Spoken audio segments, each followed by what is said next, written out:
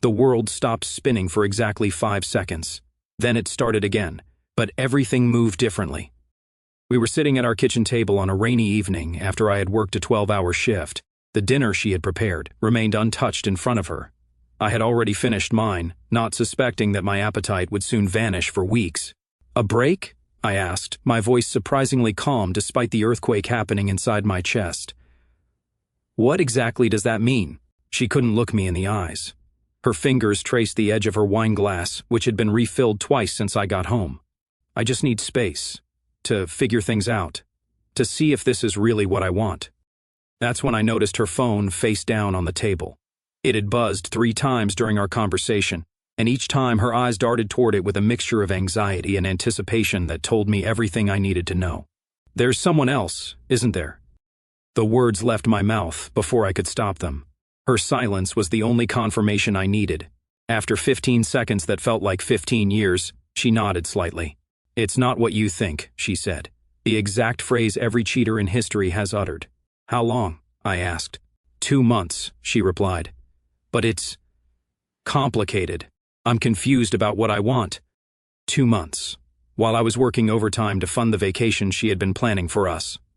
While I was surprising her with flowers and planning our anniversary dinner. While I was still foolishly believing we were building a future together. In that moment, clarity washed over me like ice water. I saw all the signs I had missed. The sudden password changes on her phone. The girls' nights that ran suspiciously late. The new clothes she never wore around me. The decreasing intimacy. "I'm not asking for a divorce," she quickly added, mistaking my silence for consideration. "Just some time apart to clear my head. Maybe a few weeks. We can tell everyone we're just taking a short break." That's when I understood what she really wanted. She wasn't asking for space to figure things out. She was asking for permission to fully explore her affair without losing the safety net of our marriage. If things didn't work out with him, she could always come back to me. Her reliable backup plan. Looking at her across the table, I realized I didn't recognize this person anymore. The woman I had loved would never have calculated so coldly, would never have tried to keep me on hold while test driving another relationship. "I understand completely," I said, surprising both of us with my composure. "You need space. You need time." Relief flooded her face and she reached across the table for my hand. "Thank you for understanding. I knew you would. This doesn't have to change everything." I let her touch my hand but felt nothing. The connection that once sent electricity through my body had been severed. In its place was a cold, rational determination. "You're right," I said, standing up from the table. "This doesn't have to change everything. It's going to change absolutely everything." Her expression shifted from relief to confusion as I walked calmly to our bedroom. I could hear her following me, asking what I meant, what I was doing.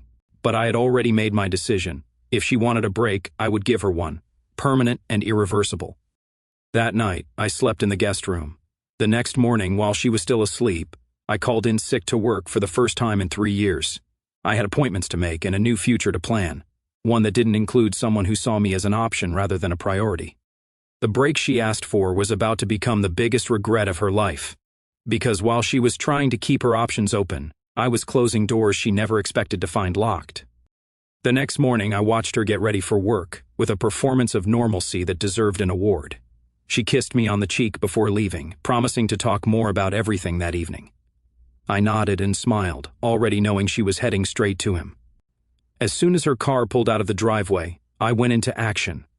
My first call was to the top divorce attorney in the city, the one with a reputation for being ruthlessly effective. The receptionist initially told me the first available appointment was 3 weeks out. When I mentioned suspected infidelity and my willingness to pay a premium for urgency, a slot mysteriously opened up that very afternoon. Before heading to the appointment, I did something I had never imagined doing in our 10 years together. I went through her things. In her desk drawer, hidden beneath tax documents, I found a small notebook. Inside were hotel receipts, handwritten dates and times, and love notes exchanged with her affair partner. The most recent entry was from just 2 days ago. Apparently, the late meeting she had involved a hotel downtown. I photographed everything, careful to return it exactly as I had found it. Then I checked our shared credit card statements online. There they were, restaurant charges for places we had never visited together, boutique stores I had never heard of, rideshare trips to unfamiliar addresses during times she was supposedly at work or with friends. At the attorney's office, I laid everything out. The lawyer, a sharp-eyed woman who had clearly seen this scenario countless times, nodded methodically as I spoke. "You're doing the right thing by acting quickly," she said. "Most people in your position waste weeks or months in denial or trying to salvage what's already broken. By then, assets have often mysteriously disappeared." On her advice, I opened a separate bank account that same day, transferring half of our joint savings. I left the other half untouched. I wasn't looking to punish, just to protect myself. Next, I removed her as an authorized user for my personal credit cards I paid for but had given her access to for emergencies. That evening, when she returned home, she was glowing in a way that had nothing to do with me. The guilt was visible beneath her smile as she asked if I had had a good day. "Productive," I answered truthfully. "How was yours?" "Busy," she said, another truth wrapped in deception. "I had lunch with a colleague to discuss a project." I nodded, wondering if her colleague knew about the secret credit card I had discovered she had opened 3 months ago. The one with charges for lingerie I'd never seen and hotel rooms I had never entered. For the next week, we orbited each other in a strange dance of pretense. She believed I was processing her request for space, while still holding out hope for our marriage. I was systematically dismantling the legal and financial entanglements that bound us together. When she mentioned moving temporarily to her sister's place to think, I encouraged her. It would make serving the divorce papers easier if she wasn't living under the same roof. The day she packed a suitcase, trying to look appropriately conflicted about her decision, I helped carry her bags to the car. "Take all the time you need," I said, meaning every word, though not in the way she interpreted. With her gone, I accelerated my plans. I met with a financial advisor to understand the implications of disentangling our investments. I consulted a real estate agent about the potential sale of our house or buying out her share. I even scheduled an appointment with a therapist, not to save the marriage, but to ensure I processed this betrayal in healthy ways. Throughout this time, she called and texted regularly, maintaining the illusion that this was just a temporary separation. Her messages oscillated between casual updates about her day and philosophical musings about appreciating what we have. Not once did she mention the man she was seeing, though my private investigator, another recommendation from my attorney, had photographed them together multiple times. 17 days after she asked for a break, everything was in place. The divorce papers were prepared. Evidence of her infidelity was documented. My separate life was taking shape in concrete ways she hadn't anticipated. That evening, she called to suggest meeting for dinner to check in on how we're both feeling. Her voice had a tentative quality that made me wonder if things with her lover weren't progressing as smoothly as she had hoped. "Dinner sounds perfect," I agreed. "I have some thoughts to share about our situation." As I hung up, I felt a strange calm. The pain hadn't disappeared, but it had transformed into something else, a determined resolve to reclaim my dignity and future. She had asked for a break from our marriage, thinking she could dictate the terms of our separation and potential reunion. But the terms had changed, and tomorrow at dinner, she would discover exactly how permanent her requested break was about to become. I arrived at the restaurant 20 minutes early, selecting a table in the corner that offered privacy while still being in a public place. The tactical choice was deliberate. I didn't want a scene, but I also didn't want to be completely alone with her when the truth exploded.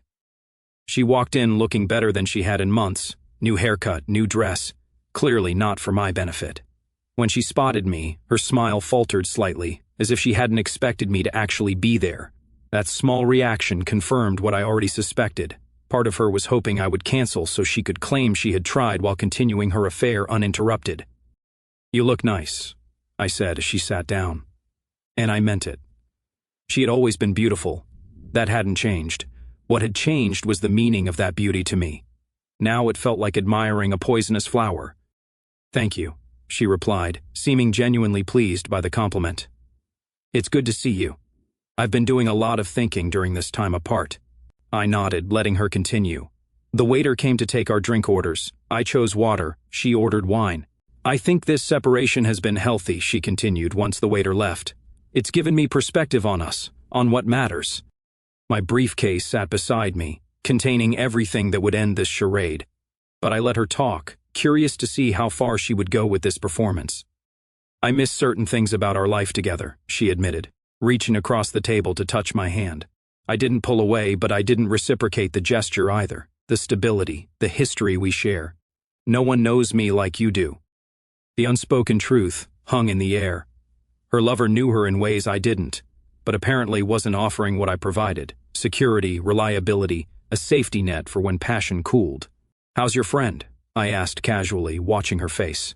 "Friend?" she echoed, confusion flickering across her features. "The colleague you've been having lunch with, the project you've been working on together. At the downtown Marriott, the West Side boutique hotel, in your car in the office parking garage after everyone else had gone home." The color drained from her face. "You've been following me." "I didn't have to," I replied, keeping my voice level.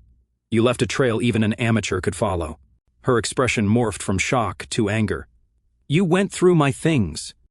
"Yes," I admitted without shame.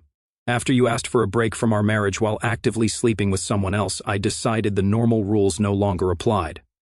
The waiter returned with our drinks, pausing awkwardly as he sensed the tension.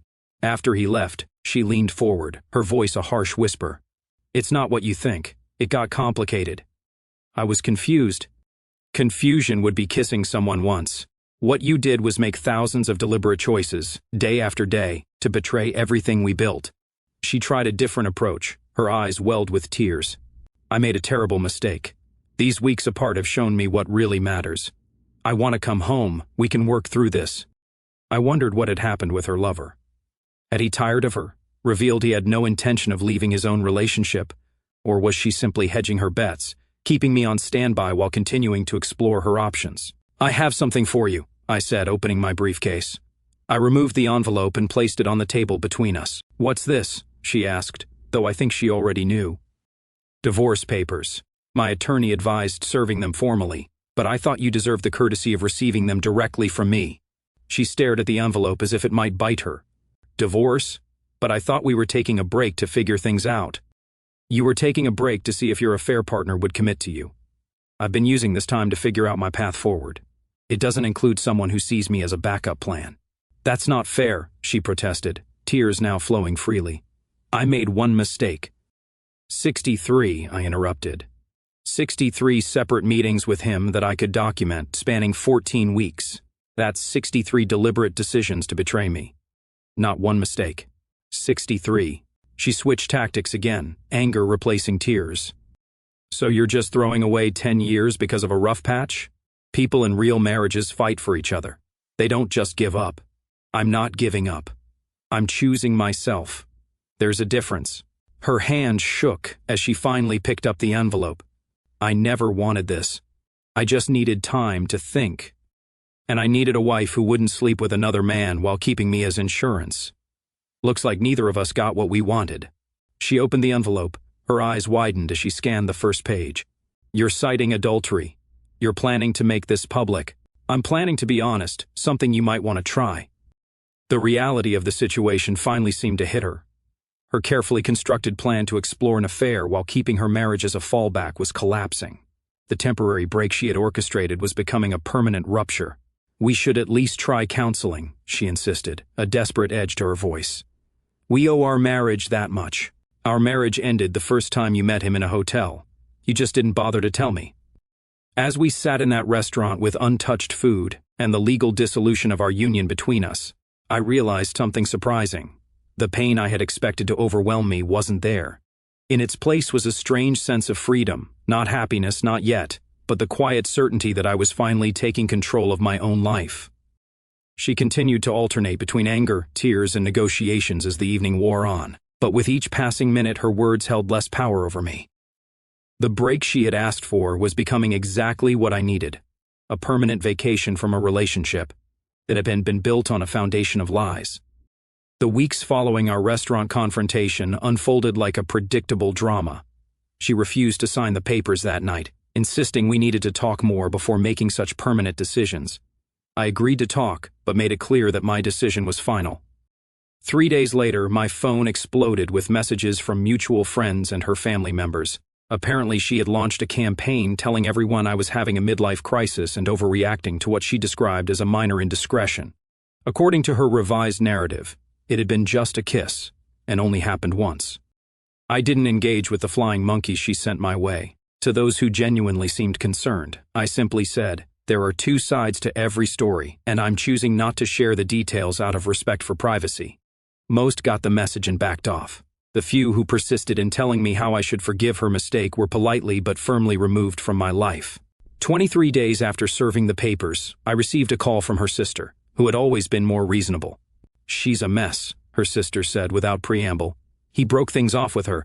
I felt nothing but detached curiosity. I'm sorry to hear she's struggling. He was apparently never planning to leave his wife, just stringing her along. The revelation that her affair partner was married hit me like a physical blow, not because it changed anything about our situation, but because it added a new layer of disgust to her betrayal. She had been willing to break up another family while destroying our own. Does she want me to feel sorry for her? I asked. She wants another chance. She says she's learned her lesson. I laughed despite myself. Her lesson was that her backup plan became necessary sooner than expected. That's not remorse. That's inconvenience. 2 days later, she showed up at the house unannounced. I had changed the locks, but she was sitting on the front steps when I returned from the gym. Her eyes were red from crying. Her normally immaculate appearance was disheveled. Can we talk? She asked, standing as I approached. We can talk right here, I replied, remaining on the walkway and maintaining distance. I made the biggest mistake of my life, she began, her voice breaking. I was stupid and selfish. I threw away something precious for something meaningless. Meaningless enough that you did it 63 times, I reminded her. She flinched but continued. I know I hurt you beyond words, but people make terrible mistakes and still find a way back to each other. We could try counseling. A fresh start. Why? I asked simply. The question seemed to confuse her. Because we had 10 years together. Because underneath all this pain, there's still love. No, I clarified. Why do you want to save this marriage now? What changed? She didn't answer immediately, which told me everything. Eventually, she said, I realized what really matters. You realized he wasn't leaving his wife, I corrected. You realized the fantasy wasn't real, and suddenly the husband you were willing to discard became valuable again. That's not fair, she protested. You're right. None of this is fair, but it is accurate. Her desperation increased visibly. I'll do anything, complete transparency, counseling, whatever it takes. It would take a time machine, I said. It would take erasing the moment you decided I was worth less than your desires. It would take undoing the thousands of lies you told to my face while looking me in the eyes. Technology hasn't advanced that far yet. She tried a different approach, stepping closer. Don't you remember how good we were together, before all this? We can find that again. For just a moment, nostalgia threatened to weaken my resolve. There had been good times, great times even. But they now seemed like scenes from someone else's life viewed through a fogged window. The problem, I explained, isn't that I can't remember the good times. It's that I'll never be able to forget the betrayal. Every business trip, every late night at work, every time you look at your phone and smile, I'll be wondering. That's no way to live. People rebuild trust, she insisted. It happens all the time. Good for them, I replied. I'm not interested in spending the next decade of my life looking over my shoulder in my own marriage. Her expression hardened slightly. So, that's it. 10 years thrown away without even trying to save it. You threw it away. I'm just acknowledging what's already broken. As she realized her emotional appeals weren't working, she shifted strategies yet again. You'll regret this, she warned, anger seeping into her voice. You'll realize what you lost, and it will be too late. I considered her words carefully before responding. Maybe. But right now the only thing I regret is not seeing you clearly sooner. She left eventually after cycling through more tears, recriminations, and promises of change.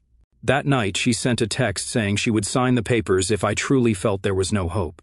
I responded with a single word. Yes. 2 days later her lawyer contacted mine.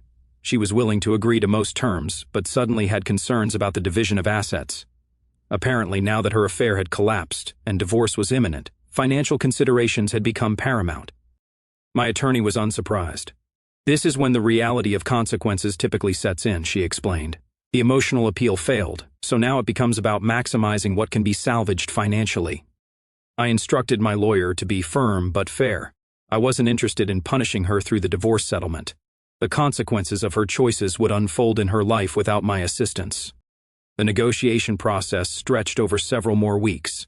During this time, she made 3 more attempts to talk sense into me, once through an ambush at my workplace, once via a handwritten letter detailing all the ways she would make things right, and once through a mutual friend who invited us both to dinner without telling either of us the other would be there. None of it moved me.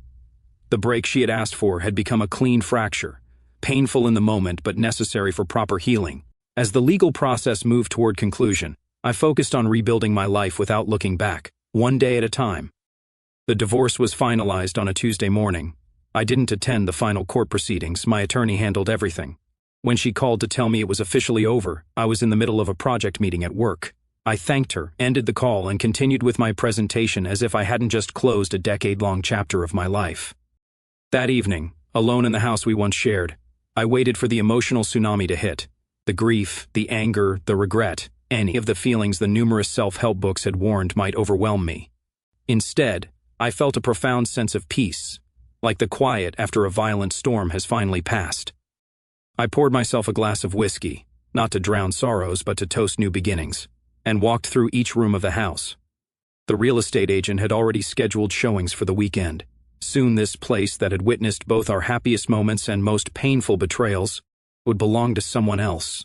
The next day I received a text from her. "I hope you're satisfied. No congratulations on our divorce, no well wishes for my future, just bitterness that her actions had actual consequences." I didn't respond. 3 hours later another message arrived. "I'm sorry, that wasn't fair. I hope you find happiness." This one seemed more genuine, though I suspected it came after consultation with a friend who pointed out how petty the first message appeared. Again, I didn't respond. The first month of post-divorce life passed in a blur of practical matters, selling the house, dividing the remaining possessions that weren't covered in the settlement, changing addresses on dozens of accounts, explaining to distant acquaintances why she wasn't at social gatherings anymore. Through mutual friends, I heard she had moved to an apartment downtown close to her office. I also heard she had been on several dates already, apparently determined to prove to herself, and, perhaps to me, that she was desirable and could easily move on. The information washed over me without sticking. Her life was no longer my concern. 6 weeks after the divorce, I took my first real step toward building my new life. I signed up for a wilderness photography workshop, something I had always wanted to do but had repeatedly postponed because she had no interest in spending weekends in remote locations without cell service or luxury accommodations. In the mountains, surrounded by strangers who knew nothing of my past, I rediscovered parts of myself that had been dormant for years. I stayed up late discussing philosophy around campfires. I woke before dawn to capture the perfect light. I pushed my physical limits on challenging trails. Each experience felt like reclaiming territory in my own soul that had been ceded during my marriage. When I returned to civilization, I had dozens of spectacular photos, and something even more valuable, a renewed sense of identity separate from my role as a husband. I was not just a man recovering from betrayal.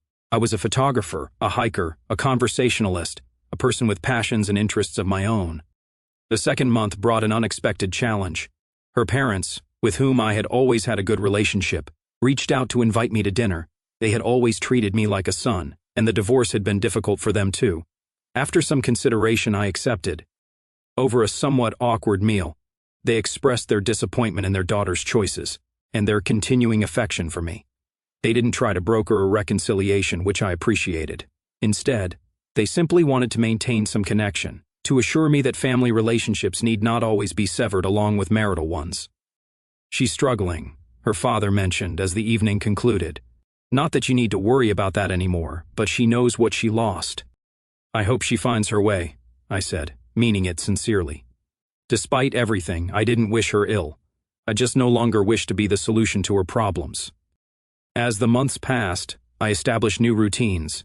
Thursday night photography club, Sunday morning hiking with a group I had met through an app, regular dinners with friends who had stood by me during the divorce, therapy sessions that gradually decreased in frequency as my counselor and I both recognized I was processing the betrayal in healthy ways. The house sold for more than expected, providing a financial cushion that allowed me to consider new possibilities. I used part of the proceeds to book a 3-week photography expedition to Iceland, another dream deferred during my marriage. The rest went into investments and a down payment on a smaller place that was entirely mine, decorated to my tastes without compromise. Throughout this period, my ex-wife's attempts to reconnect continued, though with diminishing frequency. Text messages on holidays, an email asking if I wanted some books she had found that belonged to me, once flowers delivered to my office on what would have been our anniversary, with a card saying simply, "I think about you every day." I responded politely but briefly to the practical communications and ignored the sentimental ones. Each contact affected me less than the last, like an echo gradually fading into silence. 8 months after the divorce, I attended a friend's wedding alone. At the reception, several people expressed surprise at how well I seemed to be doing. One particularly candid friend admitted, "When you first told us about the divorce, we were taking bets on how long before you took her back. None of us guessed never." His comment made me realize how much I had changed. The man I was before would have likely forgiven the unforgivable, accepted the unacceptable, all in the name of preserving a relationship that existed more in memory than reality. That man was gone. In his place stood someone stronger, with clearer boundaries and a deeper understanding of his own worth. Someone who recognized that, while love involves sacrifice, it should never require surrendering your dignity or accepting betrayal as the price of admission. The permanent vacation from my marriage, the one she inadvertently initiated when she asked for a break, had become the most transformative journey of my life. Not because I was seeking someone new, but because I had finally found myself. 3 years after finalizing the divorce, I barely recognized my former life. The career I had dutifully maintained during my marriage had transformed into something far more fulfilling. I had parlayed my photography hobby into a side business that was now generating enough income to consider pursuing it full-time. My social circle had expanded beyond what I had thought possible, filled with people who knew me only as I was now, not as half of a failed marriage. The dating scene had initially intimidated me. After a decade with one person, the rules seemed to have changed entirely, but I approached it with the same mindset that had carried me through the divorce: authenticity and firm boundaries. I dated casually at first, then more seriously with a few women who intrigued me on multiple levels. None had developed into a lasting relationship yet, but each connection taught me something valuable about what I truly wanted in a partner. On a crisp autumn morning, I was meeting a client at an upscale coffee shop downtown to discuss a potential photography project. I arrived early, secured a table by the window, and was reviewing portfolio samples on my tablet when I sensed someone hovering nearby. Looking up, I found myself staring into a face I hadn't seen in person for over 2 years, my ex-wife. The shock of recognition must have registered on my face because she immediately said, "I'm sorry. I didn't know you'd be here. I can go somewhere else." 3 years earlier, this encounter would have shattered my composure for days. Now I felt only mild surprise, like bumping into a former colleague from a job long past. "No need," I replied. "It's a public place." She hesitated, then gestured to the chair across from me. "Do you mind if I say hello properly? Just for a minute." I nodded, closing my tablet and setting it aside. As she sat down, I took in the changes time had wrought. She looked older, more worn around the edges. Designer clothes and professional makeup couldn't quite hide the subtle signs of stress etched around her eyes and mouth. "You look good," she said, studying me with an intensity that once would have made me uncomfortable. "Really good, actually." "Thank you," I replied simply. "How have you been?" She gave a short, humorless laugh. "Honestly, not great, but I'm working on it." She paused, glancing around the coffee shop. "Are you waiting for someone? A client?" "I have a meeting in about 20 minutes. Her eyebrows rose slightly. "A photography client. You're doing that professionally now?" "Starting to. I still have my day job, but the photography business has taken off more than I expected." Something like genuine happiness flickered across her face. "That's wonderful. You always had an amazing eye. I'm glad you're finally using it." The conversation lulled into silence. We were two people with a shared past, but no shared future. The connection between us severed by her choices and my response to them.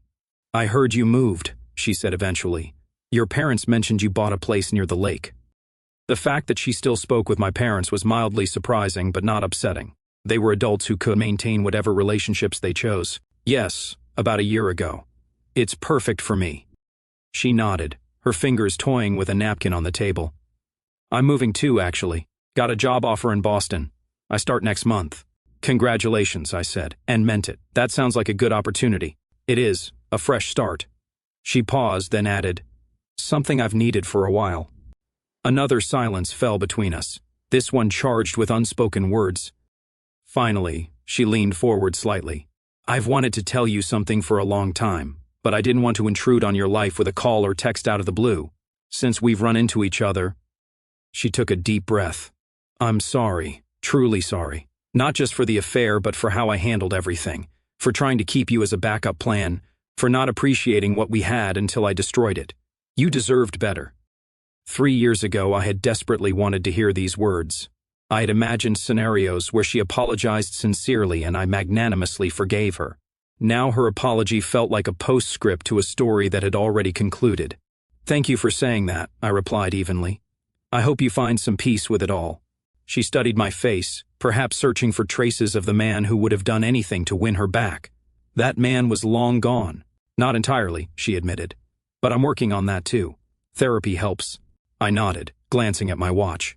My client would arrive soon, and this conversation had already traveled as far as it needed to go. Noticing my gesture, she stood up. I should let you prepare for your meeting. Thank you for talking with me. As she gathered her things, she hesitated, then asked, Are you happy? The question deserved an honest answer. Yes, I said without hesitation. Not every day, of course. Life still has its challenges. But overall, yes, I'm happier than I've been in a very long time. Something in her expression shifted, a complex emotion I couldn't quite identify. Perhaps regret, or resignation, or simply acceptance. I'm glad, she said softly. You deserve that.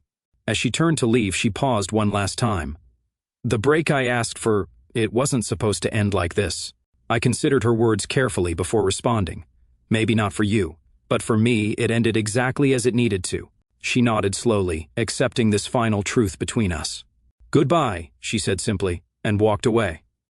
Watching her disappear into the crowd outside the coffee shop window, I realized I felt no longing, no regret, no anger, just a calm acknowledgement of a chapter conclusively closed. My client arrived 5 minutes later, full of enthusiasm for her upcoming project. As we discussed concepts and locations, my encounter with my ex-wife receded into the background, becoming just another event in a day otherwise filled with purpose and possibility. That evening, relaxing on the deck of my lakeside home with a glass of wine, I reflected on the strange symmetry of life. Her request for a break from our marriage had initially devastated me, but ultimately freed me. The permanent vacation I had defiantly declared in response to her betrayal had become not a spiteful exit, but a journey toward an authenticity I might never have discovered otherwise. The break she requested had broken us completely. But in that breaking, something stronger had formed. Not a relationship, but a self, a life built not on dependencies and compromises that eroded my core, but on choices that honored who I truly was. The permanent vacation continued, and I had never been happier.